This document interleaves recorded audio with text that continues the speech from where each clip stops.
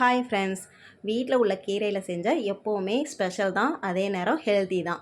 அதே மாதிரி தான் வீட்டில் இன்றைக்கி பசலைக்கீரை வந்து நல்லா நிறைய இருந்துச்சு. அதனால் பறித்து அதை வந்து கடையலாக செஞ்சுருவோம், குழம்புக்கு பதிலாக கடையலாக செஞ்சுருவோம் அப்படின்னு சொல்லிட்டு நான் செய்யலான்ட்டு இருக்கேன். முதல்ல கீரையெல்லாம் பறித்து நல்லா வந்து அதில் வந்து பூச்சி கீச்சின்னு எல்லாம் இருக்கும், அதெல்லாம் எடுத்து நல்லா தண்ணியில் போட்டு க்ளீன் பண்ணிவிட்டு தக்காளி, வெங்காயம், மிளகாய் எல்லாத்தையும் கொஞ்சம் சின்ன சின்னதாக வெட்டி வச்சுட்டு அதுக்கப்புறம் ஒரு சட்டியில் அந்த கீரையை முதல்ல போட்டுக்கோங்க. அதுக்கப்புறம் வெங்காயம், தக்காளி, மிளகாய், இஞ்சி பூண்டு பேஸ்ட்டு சேருங்க. இதுக்கு வந்து ரொம்ப டேஸ்ட்டு கொடுக்கும். அதே நேரம் நீங்கள் சாம்பார் பொடி இருந்துச்சுன்னா அதுவும் சேர்த்துக்கோங்க. எனக்கு வந்து சாம்பார் பொடி சேர்க்குறது பிடிக்காது, அதனால் நான் சேர்க்கலை. வத்தல் இருந்தால் ஒரே ஒரு வத்தல் சேர்த்துக்கோங்க, ரொம்ப நல்லாயிருக்கும்.